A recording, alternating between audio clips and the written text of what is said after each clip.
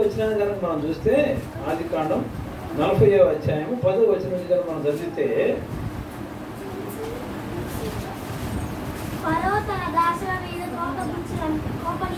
కాదు, ఆ ద్రాక్షావల్లికి 9 నుంచి చూద్దాం. 9 నుంచి చూస్తే, అప్పుడు పానదాయకుల అధిపతి యోసేపును చూచి, నా కలలో ఒక ద్రాక్షావల్లి నా ఎదుట ఉండెను. ఆ ద్రాక్షావల్లికి 3 తీగలుండెను. అది చిగురించినట్టుండెను. దాని పువ్వులు వికసించెను. దాని గెలలు పండి ద్రాక్ష ఫలములాయను. మరియు ఫరో గిన్నె నా చేతిలో ఉండెను. ఆ ద్రాక్ష ఫలములు నేను పట్టుకొని ఫరో గిన్నెలో వాటిని పిండి ఆ గిన్నె ఫరో చేతికి చితిని తన కలను అతనితో వివరించి చెప్పాను. ఇక్కడ మనం చూసినట్లయితే దావీదు ఏమన్నా అంటే, నా ఎదుట ప్రభువు ఉన్నాడు, నేను ప్రభువును చూస్తున్నానని అక్కడ మాట్లాడుతున్నాడు. ఇక్కడ వచ్చేటప్పటికి ఇక్కడ సంఘటన ఏంటంటే, యోసేపుని మరి పోతీఫరు భార్య మరి అబద్ధం ఆడి ఈయన్ని జైల్లో వేయించినటువంటి పరిస్థితి. అదే సమయంలో పానదాయకుడు అలాగే మరి ఇంకొకరు ఉండారు, భక్ష్యకారుడు అంటారు. అంటే రాజు దగ్గర పానం అందించే వ్యక్తి, ద్రాక్షారసం అందించే వ్యక్తిని పానదాయకుడు అంటారు. రాజుకి ఆహారం అందించేటువంటి వ్యక్తిని భక్ష్యకారుడు అంటారు. అలా ఆ సమయంలో వాళ్ళిద్దరూ తప్పు చేసిన దాన్ని బట్టి వాళ్ళు కూడా చెరసాలలో వేయబడినటువంటి పరిస్థితి. అయితే ఆ సమయంలో చెరసాలలో వేసినప్పుడు ఈ ఒకరికొకరు సహజంగా జైల్లోకి వెళ్ళిన వాళ్ళు కొంతమంది అంట, వాళ్ళు ఖాళీగా ఉన్న సమయంలో, అరే నువ్వెందుకు వచ్చావు జైలుకి? నేను పలానా ఈ పాపం చేశాను, ఈ తప్పు చేశాను అని. మరి ఇంకో నువ్వెందుకు వచ్చావంటే, నేను ఈ దొంగతనం చేశానను లేదా వీళ్ళని నేను చంపానని ఏదో చెప్తారు. అంటే జైల్లో ఉన్నాడు చెప్పుకునేది అయ్యే కదా. అలాగే కానీ యోసేపు వచ్చేటప్పటికి నువ్వు ఎందుకు వచ్చావు అంటే, నా మీద అన్యాయంగా మరి పోతీఫర్ భార్య నిందమోపింది, నేను తనకి లొంగలేదు అనేటువంటి అక్కసుతో మరి నా మీద నిందమోపి జైల్లో వేసిందయ్యా, నేను తప్పేమీ చేయలేదు, అయినా అన్యాయంగా నేను జైలుకి వచ్చానని యోసేపు చెప్తాను. అలాగే ఈ భక్ష్యకారుడు పానదాయకుడు కూడా అడిగితే, అయ్యా మేము ఈ పొరపాటు చేసాం అందువల్ల మేము వచ్చాము అని వాళ్ళు చెప్తారు. అయితే అలా మాట్లాడుకునేటువంటి సమయంలో ఈ పానదాయకుడు అంటే ద్రాక్షారసం అందించే వ్యక్తికి ఒక కళ వచ్చిందట. ఏమని కళ అంటే, ఆ కళ వచ్చేటప్పటికి, నేను నా కళలో ఒక ద్రాక్షవల్లి నా ఎదుట ఉండెను. నా ఎదుట ఒక ద్రాక్షవల్లి ఉంది, దానికి ఆ ద్రాక్షవల్లికి 3 తీగలు ఉండెను. అది చిగురించినట్లుండెను. దాని పువ్వులు వికసించెను. దాని గెలలు పండి ద్రాక్ష ఫలములాయను. ఇక్కడ మనం గమనించినట్లయితే 3 రకాలైనటువంటి మాటలు మనం వింటాం. ఒకటి చిగురించుట, అంటే ఏదైనా ఒక అభివృద్ధి పొందాలంటే చిగురించేటువంటి ఆ స్థితి రావాలి. మొక్కలు నాటాము, ఇప్పుడు పూలు పూసి ముందు చిగురు ఇచ్చింది, మామి చిగురు అంటారు కదా, ముందు చిగురు, ఆ తర్వాత దానికి పువ్వులు వస్తాయి, ఆ తర్వాత కాయలు వస్తాయి. అలాగే చిగురించుట మొట్టమొదటిది. తర్వాత వచ్చేటప్పటికి పువ్వులు వచ్చినాయి, అవి వికసించినవి. ఆ తర్వాత వచ్చేటప్పటికి ఆ పువ్వుల్లో నుంచి దాని గెలలు పండి ద్రాక్ష ఫలములాయను. అంటే ఇక్కడ ఈ పానదాయకుడు కళ్ళ ఏం చేశాడు, నా ఎదుట ఒక ద్రాక్షవల్లి ఉంది, దానికి తీగలు 3 ఉన్నాయి. ఆ ద్రాక్ష చెట్టు ఏం చేసిందంటే అది చిగురించి పువ్వులు వికసించి మరి దానికి ద్రాక్ష ఫలములాయను అని చెప్పాడు. మరియు ఫరో గిన్నె నా చేతిలో ఉండెను. ఆ ద్రాక్ష ఫలమును నేను పట్టుకొని ఫరో గిన్నెలో వాటిని పిండి ఆ గిన్నె ఫరో చేతికి ఇచ్చినని తన కలను అతనితో వివరించి చెప్పాను. అప్పుడు యోసేపు, దాని భావం ఇదే, ఆ 3 తీగలు 3 దినములు. అంటే ఇందాక ద్రాక్ష చెట్టు ఉంది నా ఎదుట, దానికి 3 తీగలు ఉన్నాయని చెప్పాయి కదా, ఆ 3 తీగలు ఏంటంటే 3 దినములకు సాదృశ్యము అని చెప్పాడు. అలాగే మరి తర్వాత ఏమన్నాడంటే, ఇంకా 3 దినములలోగా ఫరో నీ తలను పైకెత్తి నీ ఉద్యోగం నీకు మరలా ఇప్పించును. నీవు అతనికి పానదాయకుడిపై ఉన్న నాటి మర్యాద చొప్పున ఫరో గిన్నెను అతని చేతికి అప్పగించదు. కాబట్టి నీకు క్షేమము కలిగినప్పుడు నన్ను జ్ఞాపకము చేసుకొని నా యందు కరుణించి ఫరోతో నన్ను గురించి మాట్లాడి ఈ ఇంటిలో నుండి నన్ను బయటికి రప్పించము. అంటే ఇక్కడ యోసేపుతో, అయ్యా నాకు కళ వచ్చింది, కళ ఎలా ఉంది, నా ఎదుట ద్రాక్ష చెట్టు ఉంది, దానికి 3 తీగలు ఉన్నాయి, అవి చిగురించినాయి, మరి వికసించినాయి, అనే ఫలాలు అయినాయి. మరి నేనైతే ఆ ద్రాక్షకాయలు పట్టుకొని వాటిని పిండి పిసికి మరి ద్రాక్షారసం తీసి రాజు గారికి ఇచ్చానయ్యా, మరలా గిన్నె అందించినట్టు కళ వచ్చిందంటే దానికి యేసేపు చెప్పినటువంటి మాట ఇక్కడ ద్రాక్షవల్లి అంటే ప్రభువైన యేసుక్రీస్తుకు సాదృశ్యంగా ఉంది. ఇందాక మన అపోస్తల కార్యాల గ్రంథంలో చదువుకున్నట్లుగా దావీదు ఏమంటాడు, నా ఎదుట నా ప్రభువు ఉన్నాడు, నేను ప్రభువుని చూస్తా. అలాగే ఈ పానదాయకుడు కల్లో కూడా ఆయన ఎదుట ద్రాక్షవల్లి ఉందంటే, ద్రాక్షవల్లి అంటే ఎవరంటే ప్రభువైన యేసుక్రీస్తు. మనకు అందరూ కూడా తెలుసు కదా. యోహాను సువార్త 15వ అధ్యాయం 1వ వచనం చూస్తే, నేను నిజమైన ద్రాక్షవల్లి, తీగలు మీరు అని చెప్పి మాట్లాడు. తీగలు మరి ద్రాక్షవల్లిలో అంటుకట్టుకొని ఉంటే అవి కూడా ఫలిస్తాయి. ఇక్కడ ద్రాక్షవల్లి అంటే ఎవరు? ప్రభువైన యేసుక్రీస్తు. తీగలు మీరంటే విశ్వాసమైనటువంటి మనం. అలాగే ఇక్కడ నా ఎదుట ఒక ద్రాక్షవల్లిని చూచానంటే ఈ పానదాయకుడు కల్లో కనిపించినటువంటి ద్రాక్ష చెట్టు ఎవరో కాదు, ప్రభువైన యేసుక్రీస్తు అని మనం అర్థం చేసుకోవాలి. అయితే ఇక్కడ ఈ కలభావం చెప్పాడు, ఇదిగో నీకు మరలా ఉద్యోగం వచ్చింది.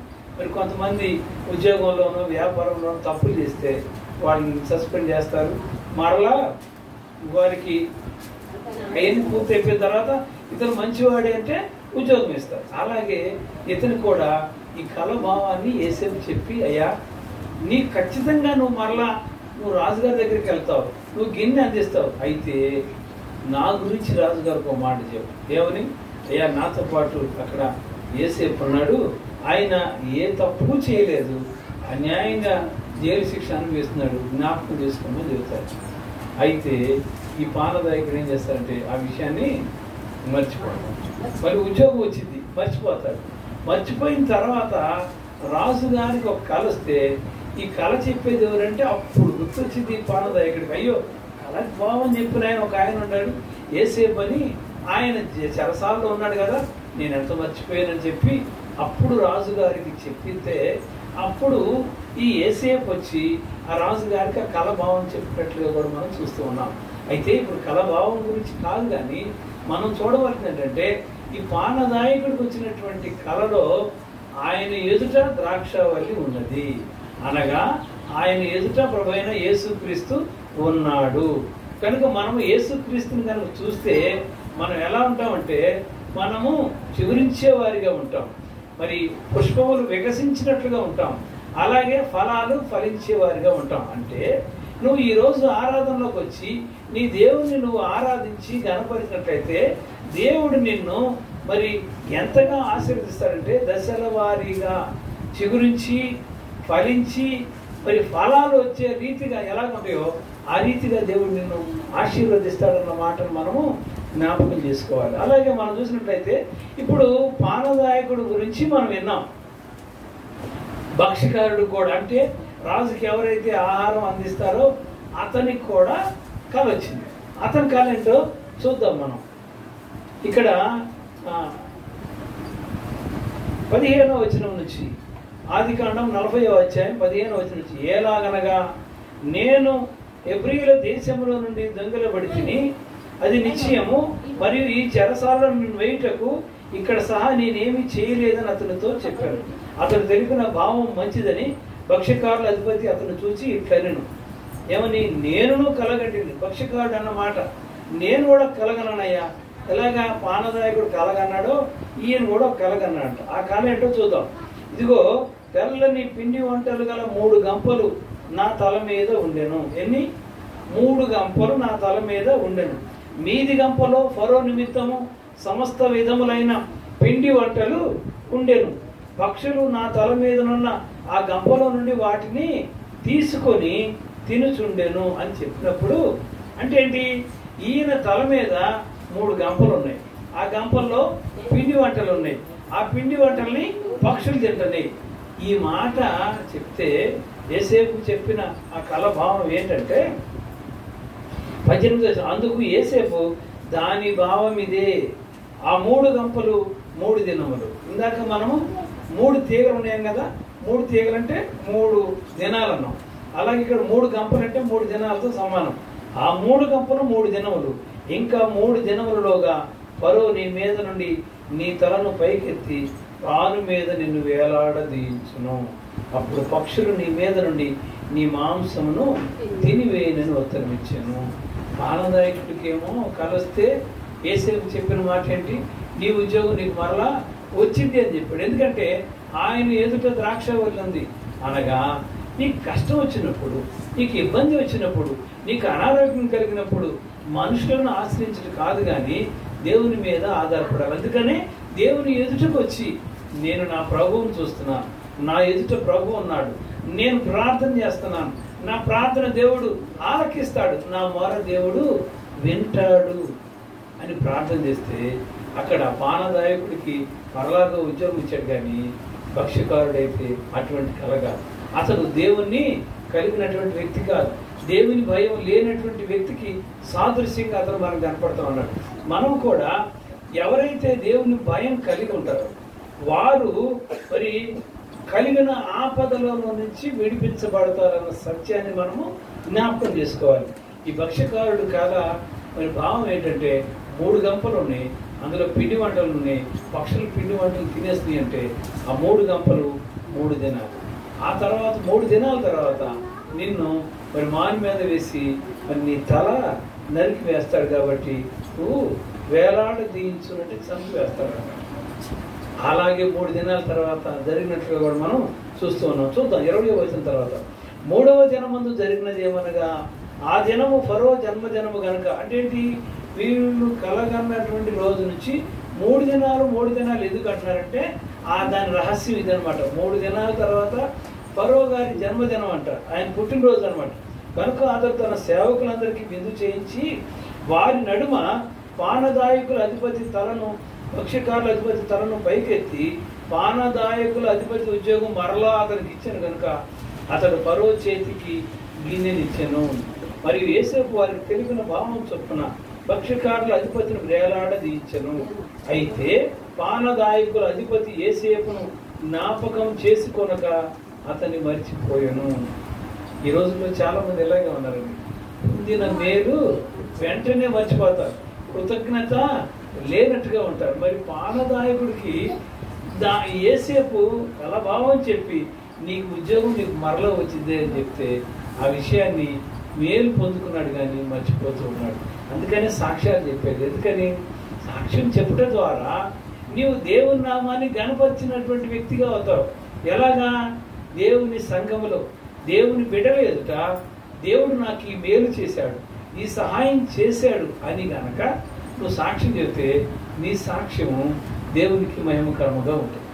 నీ సాక్ష్యము అనేకులకు కూడా అది ఆదర్శవంతంగా ఉంటుంది. ఆ బిడ్డ పట్ల, ఆ స్త్రీ పట్ల దేవుడు అంత మేలు చేస్తే నాకెందుకు చేయడు అని దేవుని మీద ఆధారపడటానికి అవకాశం ఉంటుంది. కనుక చదవబడినటువంటి ఈ లేఖన భాగం ప్రకారం మన ఎదుట ఎవరు ఉండాలంటే ప్రభు అయిన యేసుక్రీస్తు ఉండాలి. మనం ఎవరిని చూడాలంటే ప్రభు అయిన యేసుక్రీస్తుని చూడాలి. అందుకనే ఆయన ద్రాక్షవల్లి అయితే తీగలు మనం. మీరు ద్రాక్షవల్లిలో అంటు కట్టితే గాని మీరు ఫలింపరు. అంటు కట్టిన ప్రతి తీగ దాన్ని తొలగించి మరి అగ్నిలో వేయబడినట్లుగా మనము గమనించాలి. మనం యేసులో ఎదుట ఉండటమే కాదు, యేసులో అంటు కట్టబడిన వారిగా ఉండాలి. అప్పుడు మాత్రమే మనం ఫలించే వారిగా ఉంటాం. అప్పుడు మాత్రమే మనం దీవించబడిన వారిగా ఉంటాం. అప్పుడు మాత్రమే ఇతరులకు ఆశీర్వాదకరంగా ఉంటామన్న మాటను మనం జ్ఞాపకం చేసుకోవాలి. అందుకని కీర్తన గ్రంథము 51వ అధ్యాయం 3వ వచనం కనుక చూస్తే నా అతిక్రమములు నాకు తెలిసే ఉన్నాయి, నా ఎదుట మరి నా నా పాపము ఉన్నది. చూద్దాం కీర్తన 51:3 ఏముంది? కీర్తన 51:3 ఒకసారి చదువుదాం.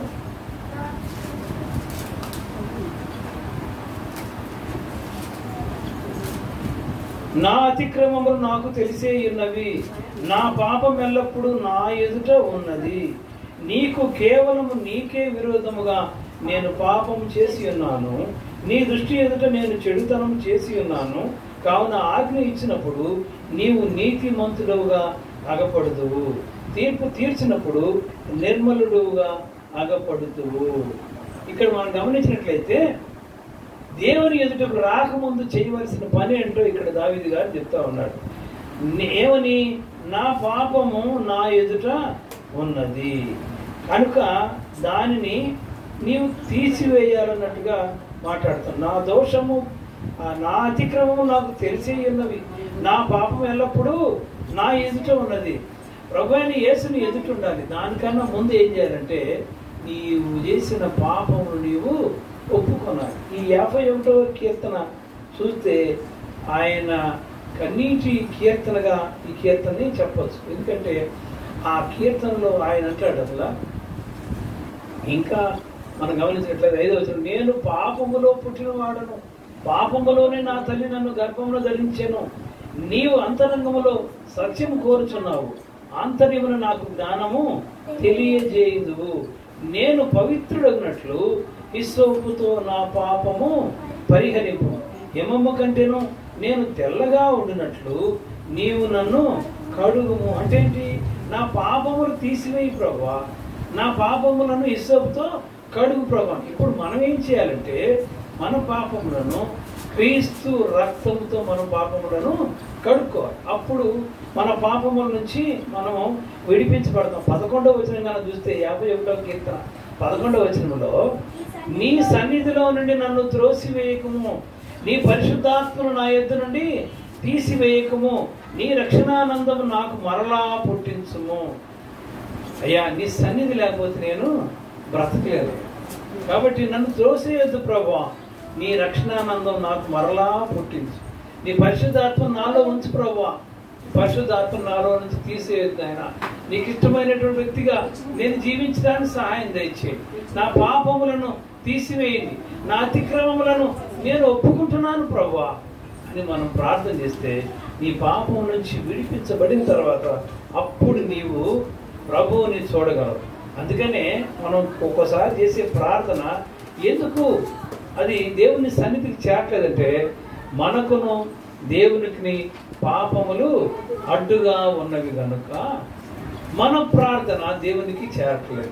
ఇప్పుడు ఆ పాపమును తీసివేసామనుకో, అది మనం తీసివేస్తే పోయేది కాదు. దాన్ని ఏం చేయాలంటే ప్రభు యొక్క రక్తములో మన పాపములను కడుక్కోవాలి. అప్పుడు పాపం పోతే నీవు పరిశుద్ధుడిగా మారుతావు. అప్పుడు నీవు దేవుని ఎదుట నువ్వు నిలబడగలిగేటువంటి శక్తి నీకు వచ్చింది. అప్పుడు నీ ప్రార్థన ఆయన సన్నిధికి చేరింది. కాబట్టి ఆయన ఎదుట నువ్వు ఉన్నప్పుడు మొట్టమొదటి నువ్వు చేయాలని పని ఏంటంటే నీ పాపములను ఒప్పుకోవాలి. తర్వాత నువ్వు ప్రార్థన చేయాలి. ఎఫెసీయులకు రాసిన పత్రిక 2వ అధ్యాయం 13-14 వచనాలు కనుక మనం చూస్తే అక్కడ ఏమంటుంది? అయినను మునుపు దూరస్థులమైతిమి కానీ ఇప్పుడు యేసు క్రీస్తునందు క్రీస్తు రక్తము వలన సమీపస్థులమై ఉన్నాము. అంటే మునుపు దూరస్థలం అంటే మునుపు పాపములో ఉన్నాము కనుక దేవునికి దూరంగా ఉన్నాం. ఇప్పుడైతే ఎందుకంటే ఆయన రక్తము మనలను పవిత్రపరిచింది కాబట్టి ఆయన రక్తము ద్వారా మనము సమీపస్థులమై ఉన్నాము. దూరం అంటే ఏంటండి? చాలా దూరంగా ఉంటే అది దేవుడికి కనపడ్డు, దేవుడితో మాట్లాడలేం. సమీపస్థులైతే దేవుని హత్తుకొని ఉంటాం, దేవుని దగ్గరగా రావడం. దేవుని దగ్గరగా రావాలంటే ఏం చేయాలి? దేవునికి దగ్గరగా రావాలంటే ఏం చేయాలంటే మన పాపములను ఒప్పుకోవాలి. మన పాపములను ఒప్పుకొని ప్రార్థన చేసినట్లయితే ఆ ప్రార్థన దేవుడు ఆలకిస్తాడు. పాపములో ఉన్నప్పుడు మరి మన ప్రార్థన ఆలకించాలి కనుక నువ్వు దేవుని ఎదుటికి మొట్టమొదట రావాలి. తర్వాత నీ పాపమును ఒప్పుకోవాలి. ఆ తర్వాత ఆయన రక్తము ద్వారా మనము మరి సమీపస్థలముగా మార్చబడతాం అన్న విషయాన్ని మనము జ్ఞాపకం చేసుకోవాలి. అలాగే రోమా పత్రిక 5వ అధ్యాయం 9వ వచనం చూసినట్లయితే ఆయన రక్తము వలన ఇప్పుడు మనము నీతిమంతులముగా తీర్చబడి ఉన్నాము. ఆయన రక్తము వలన మనము నీతిమంతులముగా తీర్చబడి ఉన్నాము కనుక ఆయన రక్తంలో మరి పరిశుద్ధత ఉంది, ఆయన రక్తంలో మరి స్వస్థత మనకు ఉంది. అందుకనే మన పాపములను కడిగి వేయాలని ఇక్కడ ప్రభువు చెబుతూ ఉన్నాడు. ఆయన రక్తము ద్వారా దూరస్థులమైన మనము సమీపస్థులమయ్యాము. ఆయన రక్తము ద్వారా నీతిమంతులముగా మనము మార్చబడి, ఎంత గొప్ప సంగతి అని. పాపులమై ఉన్నటువంటి మనము ఆయన రక్తము ద్వారా నీతిమంతులుగా మార్చబడ్డామని. మొదటి సమూయేలు గ్రంథం 15వ అధ్యాయం 11వ వచనం నుంచి మనం చూస్తే అక్కడ సౌలును మనం చూడవచ్చు. ఈ సౌలు ఏం చేస్తాడంటే మొట్టమొదట దేవుని ఇష్ట ప్రకారంగా నడుచుకుంటున్నాడు, కానీ తర్వాత ఏం చేశాడంటే ఆయన ఆజ్ఞలు పాటించట్లేదు. నేనే గొప్పవాడిని, నేనే యాజకుడు చేయాలని పని కూడా నేనే చేస్తానని మరి అలా ప్రవర్తిస్తూ దేవుని యొక్క ఆజ్ఞను పాటించలేదు. మా ప్రవక్త అయిన సమయం చెప్పింది ఏంటి? ఇదిగో అమాలేకులను ఏమాత్రం నీవు కరుణించకుండా వారందరినీ చంపివేమంటే ఈ సౌలు ఏం చేశాడు? ఆడవాళ్ళని పిల్లల్ని ఉంచాడు. అలాగే జంతువుని చంపివేయకుండా బాగా మరి బలం కలిగినటువంటి ఆ జంతువులు కూడా ఉంచి ఏమంటాడంటే బలి అర్పించడానికి ఉంచానని చెప్తారు. అయితే దానికి సమూయేలు చెప్పిన మాట ఏంటంటే, దేవుని ఆజ్ఞను నువ్వు పాటించలేదు కనుక నిన్ను రాజుగా ఉండకుండా తీసివేస్తానని మాట్లాడాడు. ఎంత భయంకరమైన మాట అండి. దేవుని కృప పొందుకొని మేలు పొందుకొని, ఇందాకే నేను మీకు చెప్పాను ఏమని, పానదాయకుడు మేలు చేసిన మేలును మర్చిపోయి యేసేపును మర్చిపోయాను అన్నాడు. నీకు చేసిన మేలు దేవుడు చేస్తే దేవునికి కృతజ్ఞత కూడా చెప్పలేదనుకో, నువ్వు కూడా కృతజ్ఞత లేని వ్యక్తిగా మిగిలిపోతావు. పానదాయకుడు ఎలాగో అలాగే మిగిలిపోతావు. తర్వాత జ్ఞాపకం వచ్చి చెప్పింది అది వేరే విషయం. కాబట్టి మనం మర్చిపోయేటట్టుగా ఉండకూడదు. మొట్టమొదట నువ్వు దేవుని ఎదుటకి రావాలి, నీ పాపములను ఒప్పుకోవాలి. ఆయన రక్తం ద్వారా నీ పాపములను కడుక్కోవడం బట్టి దూరస్తులు అయినటువంటి నీవు సమీపస్తులుగా మారుతావు. ఆయన రక్తం వలన నీవు నీతిమంతులుగా మారుతావు అన్న విషయాన్ని మనం జ్ఞాపకం చేసుకోవాలి. అలాగే ఆయన మాట వినాలి. సౌలు ఆయన మాట వినలేదు, ఆయన ఆజ్ఞ పాటించలేదు. అందుకని సౌలు నన్ను అనుసరింపక వెనుక తీసిన గనుక, అతను నా ఆజ్ఞలు గైకొనలేదు గనుక అతనిని రాజుగా నియమించినందుకు నేను పశ్చాత్తాపడుతున్నాను. దేవుడు కూడా ఒకసారి మనం చూసి ఇలాగే అంటాడు, ఏమని, ఇంత కృతజ్ఞత లేని మనిషిగా ఉన్నాడేంటి ఈయన, నా నుంచి ఇంత మేలు పొంది కనీసం సాక్ష్యం చెప్పడం పక్కన పెట్టి కనీసం ప్రార్థన కూడా రావట్లేదు. చాలా మంది అంతే కదమ్మా, స్థిరపడిన తర్వాత అంత మేమేం చేసాం, మాదే గొప్పతనం అంటారు. అదే అంతకుముందు అయితే దేవా నువ్వే నాకు సహాయం చేయాలంటారు. ఆ తర్వాత దేవుడు ఎవరో నువ్వెవరో నేను. అటువంటి వాళ్ళని చూస్తే మనకే ఎలా అనిపించింది, దేవుడు ఏమనుకుంటాడు. అందుకని సౌలుని చూసేమనంటే నేను పశ్చాత్తాపడుతున్నాను, అనవసరంగా ఈ సౌలు నేను రాజుగా చేశానని బాధపడుతున్నట్లు మనం చూస్తూ ఉన్నాం. అలాగే ఏప్రిల్ రాసిన పత్రిక 11వ అధ్యాయంలో మనం చూసినట్లయితే కయ్యను హేబేలు విషయంలో చూస్తే హేబేలు ఏం చేశాడంటే దేవుడు చెప్పినట్లుగా చేశాడు. తనకు వచ్చినటువంటి ఆ పొలము పంటలో శ్రేష్టమైన దానిని దేవుడికి ఇచ్చాడు. ఈ మాట కూడా మనం జ్ఞాపకం చేసుకోవాలి. శ్రేష్టమైనటువంటి దాన్ని ఇచ్చాడు. కానీ కయ్యనైతే అలా వేయలేదు. కయ్యను ఏదో కనపడాది వచ్చింది తీసుకొచ్చి ఇచ్చాడు. కానీ హేబేలైతే తన గొర్రెల మందలో నుంచి బాగా ప్రథమ ఫలం అంట, అది జ్ఞాపకం చేసుకోవాలి. ప్రథమ ఫలం అంటే మొట్టమొదటి పుట్టినటువంటిది. అది ఎలా తెలిసిద్దండి అంటే కాపర్లు నిద్రపోకుండా కాపలు కాస్తూ ఉంటారంట. ఒకవేళ ఒక గొర్రె మొట్టమొదటిగా పుట్టిన గొర్రె ఏదన్నా ఉంటే ఆ గొర్రెకి ఒక దారం కడతారు, ఎర్రదారం అనుకుందాం. ఆ దారం కడితే కొద్దిగా ఎదిగిన తర్వాత అప్పుడు దానిని దేవునికి బలి అర్పించారు. మరి అంత జాగ్రత్తగా ఎంతమంది ఉంటున్నారండి ఈ రోజుల్లో? తనకు కలిగినటువంటి దానిలో శ్రేష్టమైనటువంటి దానిని అర్పించడానికి, అనగా ప్రథమ ఫలమును అర్పించడానికి మరి దేవునికి ఈనాడు జ్యేష్ఠ పుత్రులుగా ఉన్నటువంటి వ్యక్తులు కూడా దేవుడు కోరుకుంటూ ఉన్నాడు. దావీదు యెషయాకు పుట్టిన 8వ వాడైన దావీదు గురించి దేవుడు ఏమన్నాడు? ఇతడు నా జ్యేష్ఠ పుత్రుడు అన్నాడు. ఎందుకు? ఆయన పని చేస్తున్నాడు, ఆయన ఇష్ట ప్రకారంగా జీవిస్తున్నాడు కనుక నీ పెద్ద కుమారుడిని నువ్వు అందరం కూడా దేవుని కోసం అర్పిస్తున్నావా? కాదు.